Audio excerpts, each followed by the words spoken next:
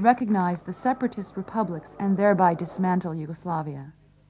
To overcome British opposition to recognizing Croatia, German Prime Minister Helmut Kohl offered British leader John Major a deal which left Britain free to disregard or opt out of the social provisions of the 1991 treaty creating a unified Europe, which was being hotly debated in the British Parliament.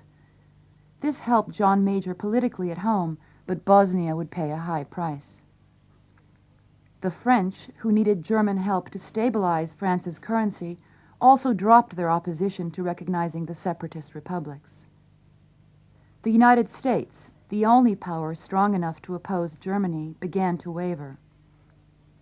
Deputy Secretary of State Lawrence Eagleburger, who had once served as U.S. ambassador to Yugoslavia and spoke Serbo-Croat, knew well the dangers of a wider war if recognition were extended, before a settlement had been reached between the different ethnic groups. I think the major lesson here is that when you get involved in something like this with 1,000 years of history underlying it all, you need to understand that once the dam breaks, the viciousness can be pretty awful on all sides. In the end, here also, peace would be sacrificed for domestic politics. There was an American election coming up. When we finally went ahead and recognized, one of the reasons we did so was because it had become a major domestic political issue for us here. We have particularly a large Croatian American community, and Mr. Bush lost most of them in the election that he lost, because they were unhappy with our having delayed as long as we did in recognizing Croatia. While German actions encouraged the armed secession of Slovenia and Croatia, it was U.S. diplomacy, particularly through Ambassador Warren Zimmerman, which helped light the spark for a war in Bosnia-Herzegovina by supporting Muslim leader Alija Izetbegović in his bid for a separate state. And then we were the ones that went to the Europeans and insisted that they recognized Bosnia, and then we would recognize all three of the new states. And that was the deal that was made. And of course, it was precisely that led to the current war. This was a war that European leaders believe could have been avoided. The Bosnian Serbs, until comparatively recently, had been in the majority in Bosnia. And then the Muslims, who had a very much higher birth rate than the Serbs, became the predominant, the majority population. And this, of course, was something very hard for the Serbs to swallow. And they made it abundantly plain very early on that they were not prepared to accept a situation in which there was an independent Bosnia under the constitution which then prevailed. And indeed, under the constitution which then prevailed, it was illegal for Izetbegović to declare independence, because any constitutional change of that magnitude had to be agreed by all three parties. Privately, European leaders worried about Izetbegović's close ties to Iran and the possibility of a Muslim fundamentalist state in the heart of a newly unified Europe. Izetbegović himself had ties to the Iranians going back long before they came to power in Bosnia, really beginning not too long after the Iranian Revolution came to power in 1979. As armed conflict swept across Croatia in the fall of 1991, a group of Muslim moderates led by Adil Zulfikar Pashic undertook an effort to prevent similar or worse bloodshed in Bosnia by entering into negotiations with Bosnian Serbs and Serbian President Milosevic. A rather liberal-minded an assimilationist Muslim, Zulfikar Pashic, could see that the essential was to prevent them start killing each other. And he met Serbs who had precisely the same view, this could be a disaster.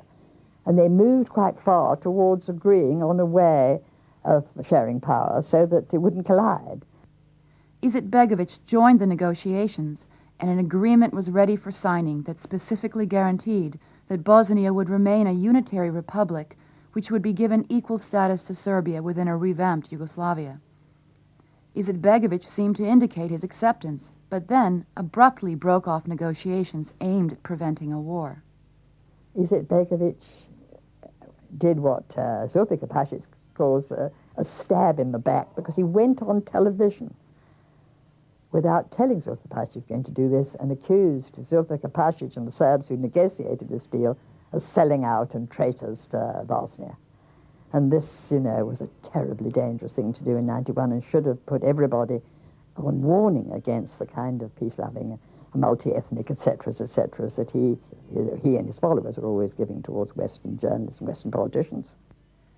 In his book, The Politics of Diplomacy, then Secretary of State James Baker wrote that Ambassador Zimmerman strongly advised him to recognize Bosnia. Recognition of Bosnia, however, violated the most basic diplomatic norms. For a government to be recognized, it must be in full control of its territory, it must have clearly established borders, it must also have a stable population. Not a single one of these essential conditions existed in Bosnia in February of 1992, when Zimmerman made his recommendation. U.S. intelligence analysts predicted that recognition would lead to war. Even the Germans thought that recognition of Bosnia would be a serious mistake. Nein, es hat eine Meinungsverschiedenheit gegeben. We did have some different opinions in early 1992, as the Americans supported the recognition of Bosnia, whereas we, the Europeans, believed that we should first establish a framework for the whole region. So basically the policymakers ignored the analysts, and by late January, early February, U.S. policy had come around to the view that we would recognize Bosnia, and we wanted the Europeans to recognize Bosnia along with us. So from mid-February on, we were pushing the Europeans hard to recognize Bosnia, and we were thinking about how we would do that and have the U.S. recognize Croatia and Slovenia at the same time. With American support, recognition of a separate Bosnian state was now inevitable. Lord Carrington tried to avert disaster by appointing Portuguese President José Coutinho to find common ground among the Serbs, Muslims, and Croats before an independent Bosnia was recognized. I asked him to go to Sarajevo and to Lisbon and to have talks about with the three parties in Bosnia to see whether or not some agreement could be reached with a unitary state. I mean, an independent Bosnian state, but in some sort of federal idea in which you've got the three communities to agree. The Bosnian Serbs, Croats, and Muslims all signed the pact known as the Lisbon Agreement on March 18, 1992. This set up a central government of Bosnia-Herzegovina and 3 ethnic cantons on the model of Switzerland. It was the last chance, I think, of trying to preserve Bosnia before the war broke out in earnest. If the Lisbon Plan had been adopted, British author and BBC journalist Misha Glenny wrote later, the war in Bosnia probably would not have happened. But 2 days after signing it, following a meeting with American Ambassador Warren Zimmerman, Izetbegovic changed his mind and disavowed his signature. Izetbegovic turned around and reneged, as he's reneged on other things. Zimmerman later acknowledged to David Binder of the New York Times that Izetbegovic had reluctantly signed the agreement to gain European recognition.